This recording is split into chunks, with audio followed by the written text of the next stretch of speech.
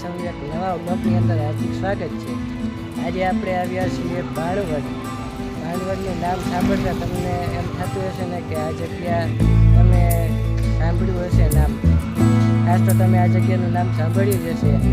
આ જગ્યા માંગણાવાળા દાદા વિશે ખૂબ જ ચર્ચાત્મક રહી છે અને આ જગ્યા ઉપર જે માંગણાવાળા દાદા થઈ ગયેલા છે, તો આપણે એ જગ્યાના દર્શને આવ્યા છીએ। તો હું તમને ચાલો દર્શન કરાવું, માંગણાવાળા દાદા તેમજ પદ્માવતી માતાજીના દર્શન કરાવું।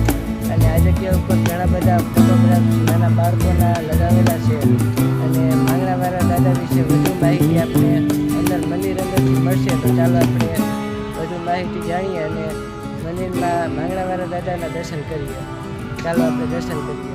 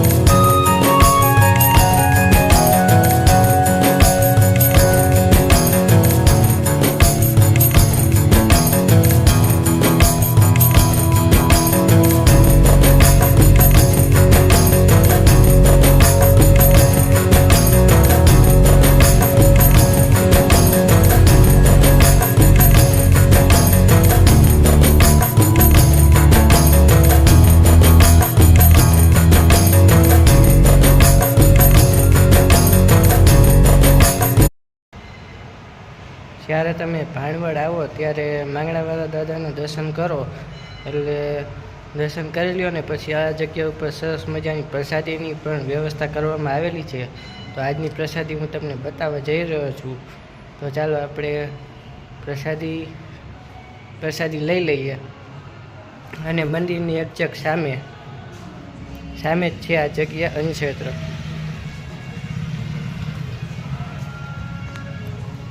આ બાજુ મંદિર છે અને એની સામે જ છે આ જગ્યા ઉપર પ્રસાદી વિભાગ છે. આ જગ્યાએ જ્યારે મંદિરે આવો ત્યારે સામે પ્રસાદી જગ્યા છે, તો તમે અહીંયા આવીને પ્રસાદી લઈ શકો છો.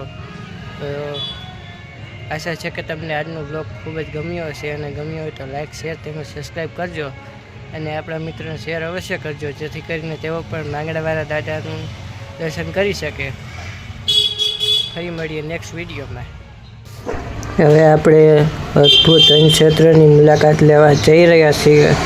ખૂબ જ જોરદાર સરસ મજાનું વનક્ષેત્ર છે, અને જમવાનું પણ ખૂબ જ સારું એવું છે.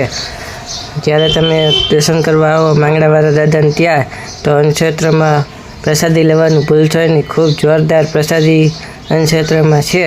તો ચાલો આપણે વનક્ષેત્રની મુલાકાત લઈએ.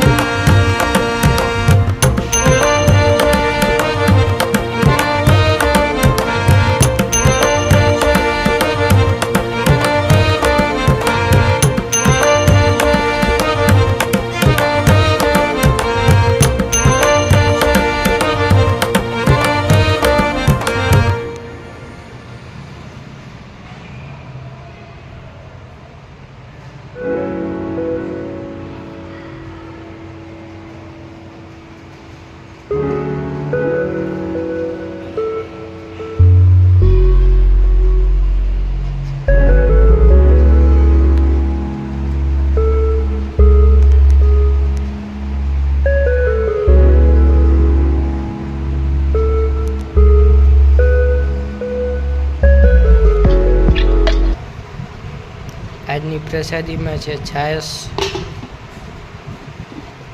ખીચડી, શાક, રોટલી,